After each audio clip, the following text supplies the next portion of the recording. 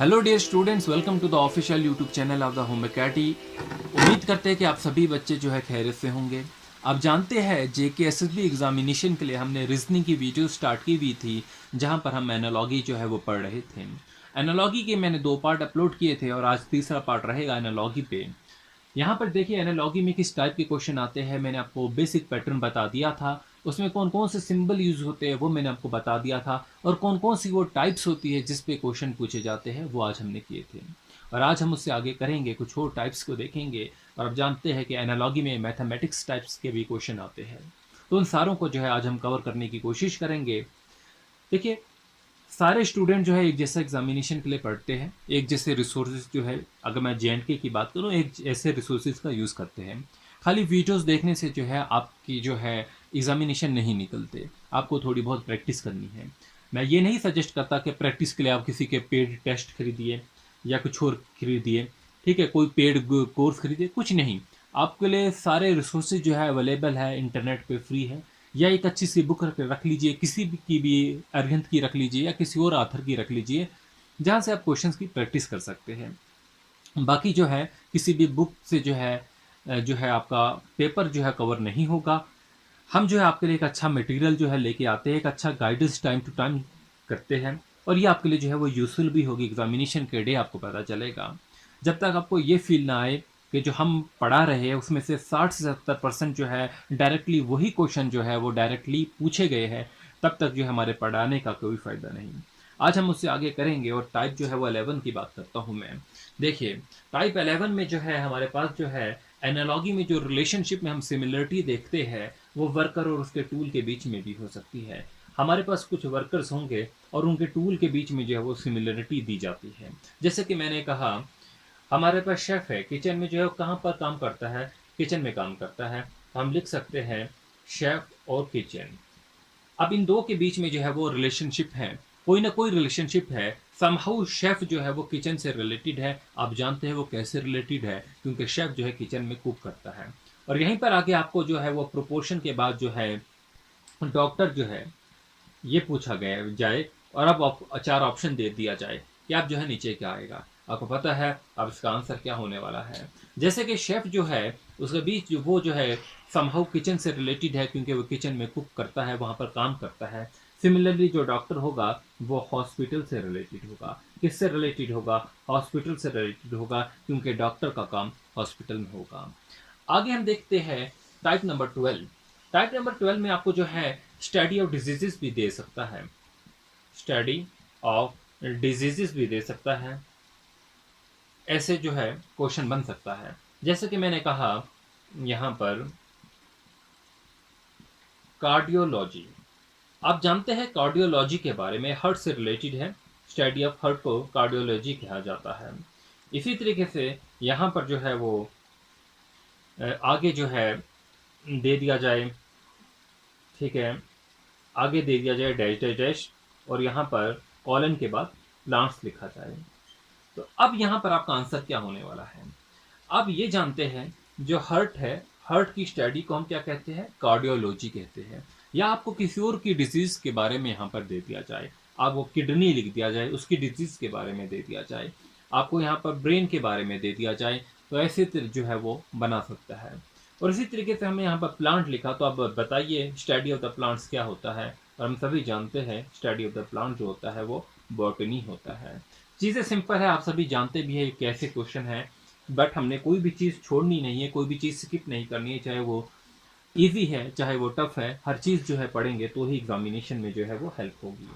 11 types 12 types जो हमने कर ली है, अब हम आगे चलते हैं और 13 टाइप्स की तरफ मैं बात करता हूँ। 13 टाइप्स में आपको पियर्स भी आ सकते हैं एनालॉगी में। क्या? पियर्स। जैसे कि पियर किस किस का होता है? चेयर है, चेयर का पियर जो है होता है टेबल से बनता है।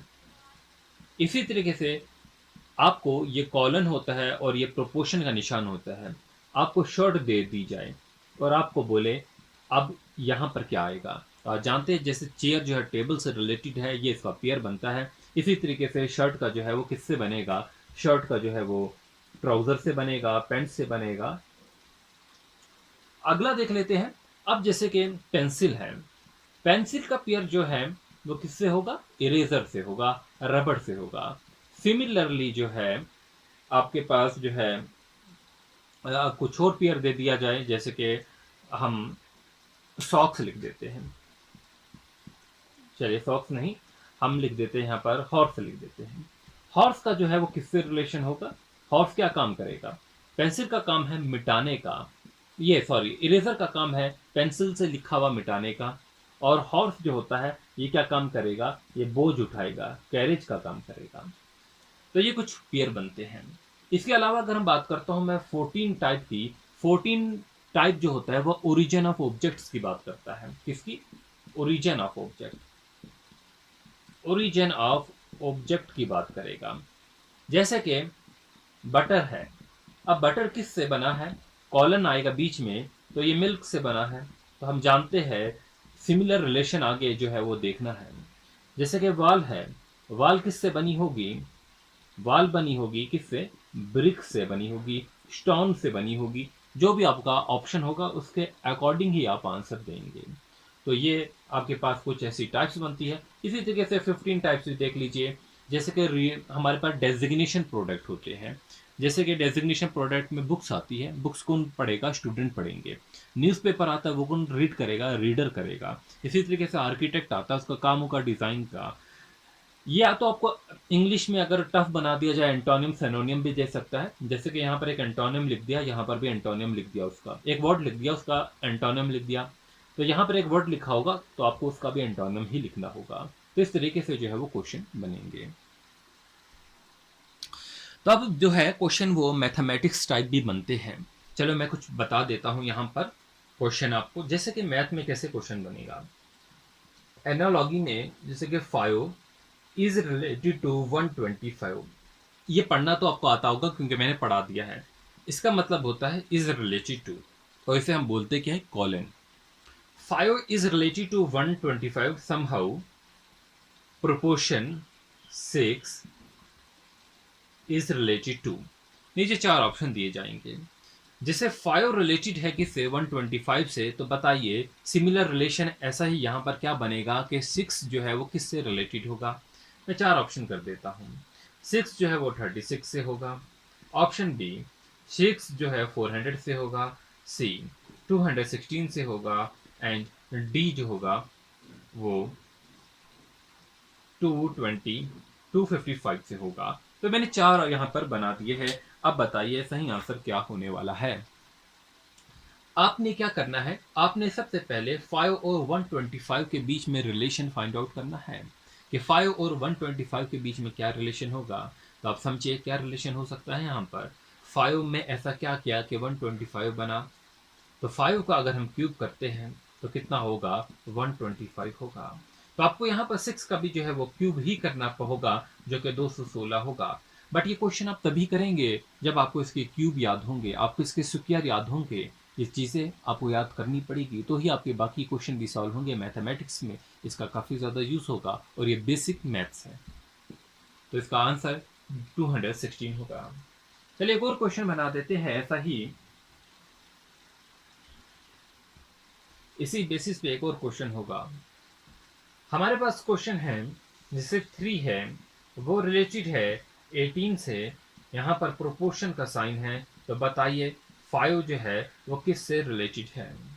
3 अगर रिलेटेड है 18 से, तो 5 जो है वो किससे रिलेटेड होगा? तो आप देखिए 3 जो है और 6 में 18 में जो है क्या रिलेशन होगा? हम जानते हैं 3 इंटू 6 अगर करेंगे तो वो 18 होगा। यहाँ पर भी हमें जो है 5 मल्टीप्लाई बाई 6 करना है, क्योंकि हमारा काम ही होता है रिलेशनशिप में सिमिलरिटी ढूंढना। इसी को तो एनालॉगी कहते हैं। तो हमें सिमिलर रिलेशन बनाना होगा। 5 इंटू 6 जो होगा वो 30 होगा। तो इस तरीके से जो है ये आएगा। उम्मीद करता हूँ कि आपने जो है ये ठीक कर लिया होगा। तो अब मैं एक और टाइप आपको दिखाता हूँ। अब देखिए कभी कभी क्या होता है एनालॉगी में, अगला जो रिलेशनशिप का हम पेयर बनाते हैं वो दिया नहीं होता है, वो सीधे ऑप्शन में दिया जाता है। जैसे मलेरिया है, ठीक है, ये होता है मॉस्किटो से। बचपन से आप पढ़े होंगे कि मलेरिया जो होता है वो मॉस्किटो से होता है। तो malaria somehow is related to the mosquito. अब आगे जो हमारे पास प्रोपोर्शन दिया जाता है यहाँ पर दोनों जो है वो डैश डैश दिए जाते हैं। इस क्वेश्चन को जो आपको सॉल्व करना होता है वो करना होता है आपको ऑप्शन से सॉल्व। अब जैसे मलेरिया जो है वो मॉस्किटो से रिलेटेड है। हम जानते हैं कि मॉस्किटो से जो है वो mosquito is the cause of malaria. ठीक है, ये आप जानते हैं। मॉस्किटो जो है वो काज है किसका? मलेरिया का। या आप कह सकते हैं कि मलेरिया जो डिजीज है वो मॉस्किटो से होती है। अब यहाँ पर कुछ और डिजीजेस देखते हैं। जैसे कि हमने कोरोना लिख दिया, ठीक है, ये क्या यहाँ पर ये HIV वायरस लिख दिया। यहाँ पर हमने जो है कॉलरा लिख दिया, कॉलरा डिजीज।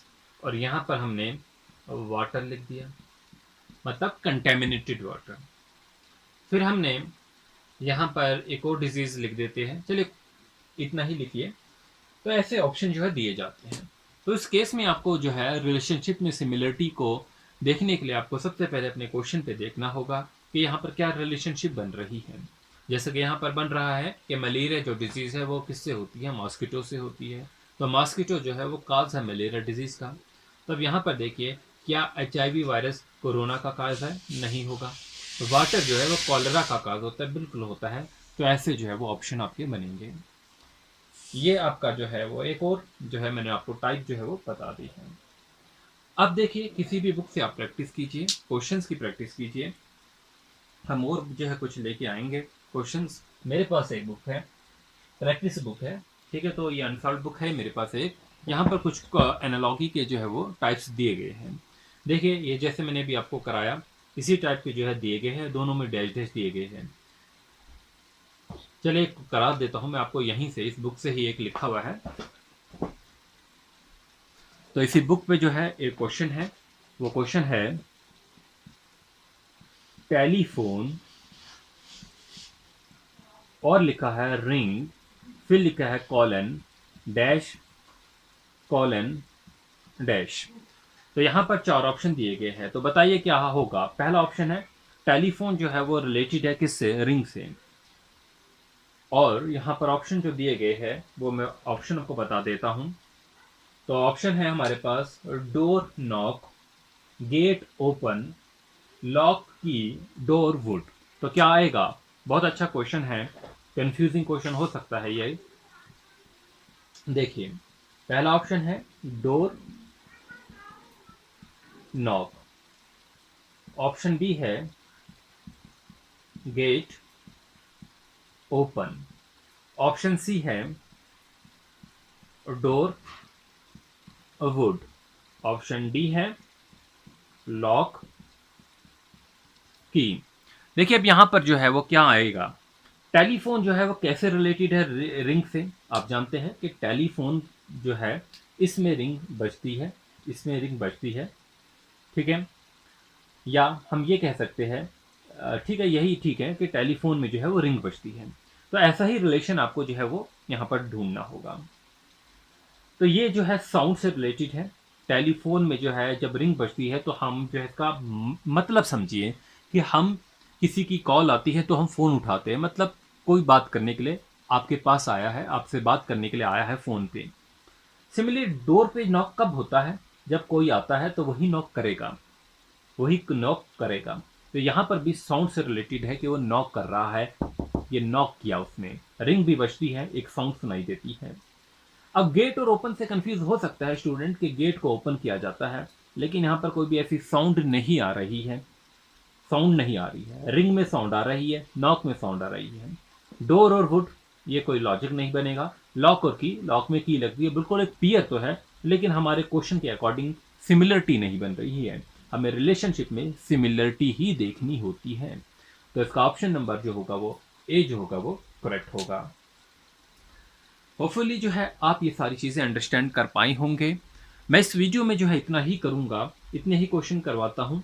आगे चलेंगे, कुछ और क्वेश्चन की प्रैक्टिस करेंगे टाइम टू टाइम। पहले कुछ दूसरे सब्जेक्ट्स के भी वीडियोस जो है मैं लेके आऊँ, ताकि जो है एक बैलेंस बना रहे आपके हर पोर्शन में, क्योंकि एग्जामिनेशन निकालने के लिए आपको हर चीज़ पे फोकस करना है, चाहे इंग्लिश है, चाहे रीजनिंग है, चाहे मैथमेटिक्स है, चाहे आपका जीएस है, जनरल स्टडी जो आपका है, स्टैटिक जीके जो है, उस पर भी आपको फोकस करना होगा।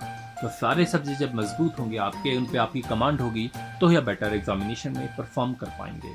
Thanks for watching, wish you good luck.